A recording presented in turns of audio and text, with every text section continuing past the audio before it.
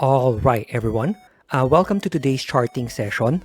Now, this charting session is pre-recorded from the night before, and the reason for that is I wanted to make sure na ma-release ko sa inyo yung video on time, no? And since wala naman akong narinig sa mga comments section or sa mga DMs, I assume na medyo okay pa rin yung ganitong format natin. Again, if you don't like it, please do let me know. If enough people don't like it, I'll try to make further adjustments, no? But konting tiis na lang, I'm sure sooner or later maayos na rin yung schedule ko. In fact, medyo naayos siya ng konti. It's just that we're not all the way there yet. Okay? Now, sa mga hindi pa po nakakaalam, what we do here is we typically look at yung mga trending names. By trending names, we mean either yung mga pangalan na mataas yung value traded or mga gumalaw ng malalaki or kahit di masyado malaki basta medyo gumalaw or yung mga minamata ng mga tao and so on. Okay? Also, tumatanggap din po tayo ng mga chart requests. So kapag meron po kayong mga requests, please feel free to let me know in the comments section below. Alright? So starting off, let's take a look at ALLHC, no? So ALLHC, essentially, we are still stuck within this wider range here. Okay? I put a level dito sa 6.10 kasi that area has acted as both resistance and support along the way. In fact, dito rin tayo nag-hold. So I would prefer to see if price holds above 6.10 and starts pushing up again, pabalik nitong 6.81 na high. And if we can break that, 7.2, yung next level natin. However, hindi ako magugulat at hindi rin ako magiging super bearish if price pushes down slightly beneath it, bumalik tayo sa area na to. Pero ayaw ko makita is mabasag tong 5.78 altogether kasi kung nangyari yon, then likely we come back to this range beneath and matatrap na talaga tayo dito sa previous range natin dito. Okay? So yun yung mga tinitingnan natin dito sa ALLHC. If mabasag pa tong 5.38, then likely we come back to this white zone beneath. And kung mabasag pa rin yan to these levels here below. For now, it's not looking like super bullish pa rin yung ALLHC. Yes, it's still ranging at the highs but medyo malapad yung range natin, no? Hindi siya tight consolidation. So hopefully, it starts pushing higher sooner rather than later para hindi naman masayang lahat ng momentum na nag-build up only to see everything collapse. Okay? Siyempre, as always, wag po natin pangunahan yung sarili natin. Okay? Wag po tayo puro doom and gloom. Sunod lang tayo. Kung sabi ng chart taas, taas tayo. Kung sabi ng chart baba, di baba. Wala tayong magagawa eh. Right? Next, let's take a look at ICT. So ICT, we are also trapped within this wider range right here. Okay? Yes, medyo mas tight tong range na to, but essentially, we are trapped within this wider range here. Bakit ko pinagdidiinan yung high na yan?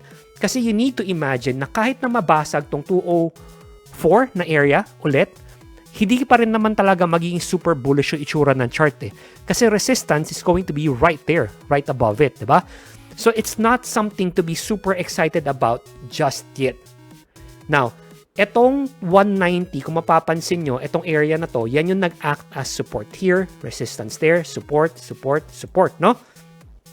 So, hindi naagulat na if mabasag tong 190 na area, then number one, baka balikan tong gap from beneath and perhaps even go deeper, tag yung 167.8 na support level natin dito sa baba. Okay? So, for now, mahirap pang magdesisyon kasi yung market di pa nagdesisyon eh. Ang sinasabi pa lang ng market is, wala, we're moving sideways.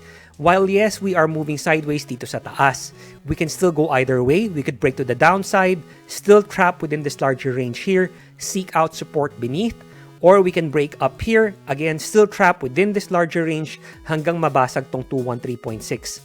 However, kung mabasag yan 213.6 na yan, kung papansin nyo, yun na yung high eh. So I wanted you to see the whole chart, no? So kung mabasag yan, new high na naman tayo, ibang usapan na naman. If and when that happens, of course, sama-sama po natin titignan yan, sama-sama po natin babantayan, at sama-sama po nating pag-aaralan. Alright? Next, tignan po natin yung SHLPH. So SHLPH was actually a requested chart, no? So nagkaroon tayo ng strong move up here, and like I always say, usually mga strong moves up, kapag lalo na wala namang strong fundamental drivers, eventually it gets eaten up. And eto na nga, we got eaten up. price has come back to this range beneath. Bumalik tayo dyan. And right now, naka-chill lang siya dyan. Kung mabasag natin tong 20 pesos na area, then that opens up this range up here hanggang 21. And if mabasag yung 21, 21.85 yung next level of resistance natin. Okay? Kung mabasag naman tayo to the downside, kunyari mabasag tayo dito around 19, then that opens up this wider range beneath. Yes, naglagay ako ng level dito sa baba kasi mayroon kayong makikita na support, resistance, no? Tapos previous resistance din siya dito. But feeling ko, kung mabasag yan, etong buong range na to, pwedeng makuha all the way pababa dito sa 17.5. Okay, pero again, let's wait and see what happens kung mabasag man yan. Hopefully, diba? Hopefully, in the bigger picture, okay, pwede natin kasing sabihin na from here, nabasag na natin yung high end ng range dito eh. Diba? We broke above it here. Tapos nagkaroon tayo ng pullback. High, low, lower high, lower low, no? So hopefully, from here, kapag mas bigger picture pa, pwede natin sabihin na, oh, pwedeng ito yung isang high mo, ito yung low, tapos we can push higher from there. We break 34.5 and we can seek out higher prices from there. Maybe coming back to tag tong 24.5, not 34.5. Coming back to tag tong low na to at around 25.8 or even filling that gap from before, no? So that's what we want to see dito sa SHLPH sana. Kung sabihin naman natin talagang sumama, mabasag pati itong 17.5, then likely we seek deeper, perhaps coming back into this range here. And if mabasag yan, seeking out the lows beneath. Alright?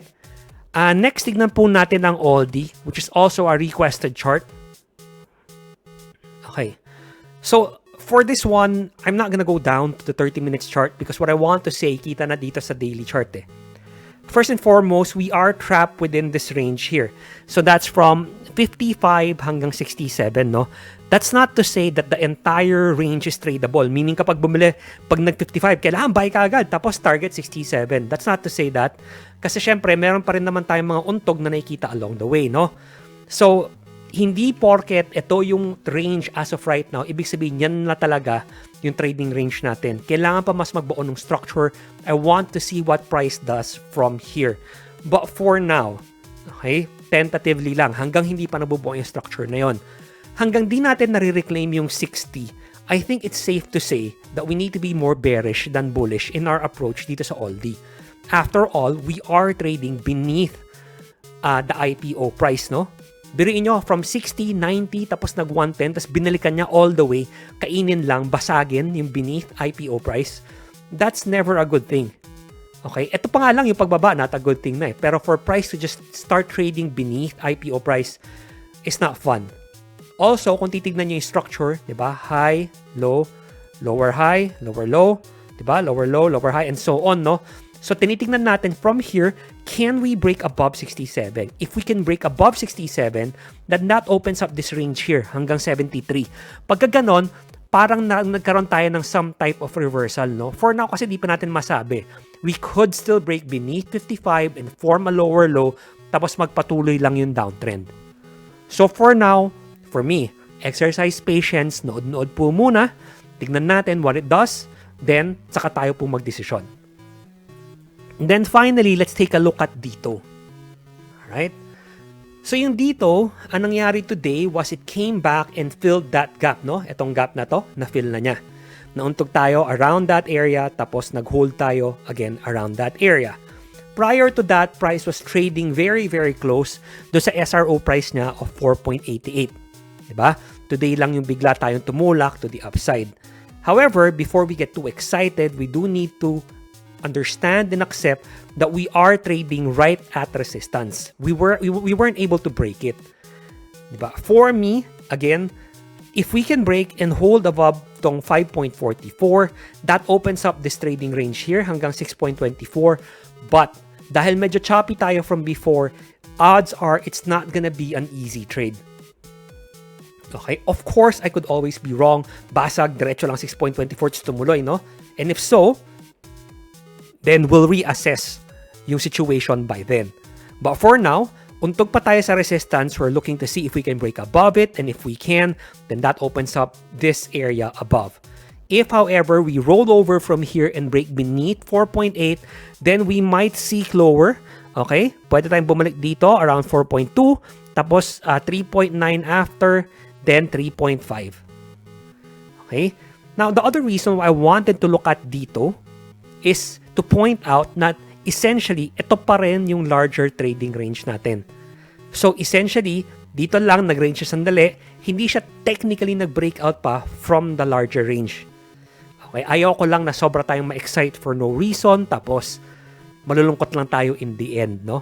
And then finally, the last part of why I wanted to look at dito is kasi may nagtanong sa comment section natin, kung kunwari ba may dito ako from before, kung hindi ako nag-avail ng SRO, ano ang mangyayari?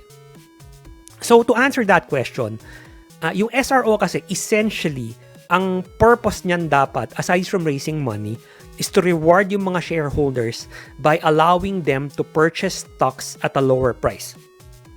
Diba? Yun naman yun eh.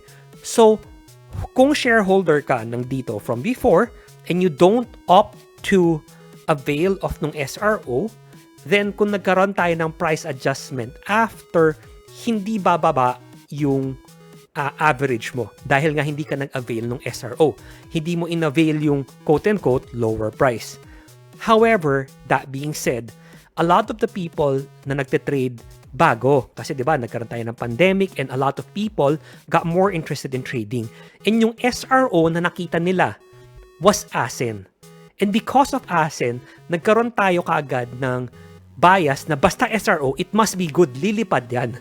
But if you look back, most SROs tend to be negative for companies. Ay mga BDO, MBT, BPI, mga yan, and so on, mga nag-SRO from before, they haven't actually gotten back to their price pre-SRO. Okay? So, ang SROs, while inherently, hindi naman siya masama, for the most part, diba? Again, this is just based on historical data, ha? It hasn't always been the best. So don't get too excited just because may SRO. Parang, oh, may SRO, dapat mag-avail kagad ako kasi nakita ko yung ASEN, ganito yung nangyari eh. Diba? So, wag kagad po natin gawin yon. Tingnan rin natin yung mga nangyayari sa past. Tingnan natin ano yung naging resolution nung past. But yun nga, kung hindi kayo bumili ng SRO, essentially, all you did was say na, okay, ayaw ko lang i-avail yung lower price na ina-offer ng company for whatever reason that you may have. Maaaring kasi wala na tayong capital, maaaring hindi lang talaga natin gusto yung price na offer nila, we were hoping for lower, and a myriad of other reasons. Okay, so yun lang po yun. So guys, dito po nagtatapos yung video natin. I hope na nakatulong po to sa inyo kahit papano, and if so, I would really appreciate it if you give this video a like and consider subscribing to my channel, no? And as always guys, maraming salamat po sa panonood. I really appreciate it. Good luck and happy trading!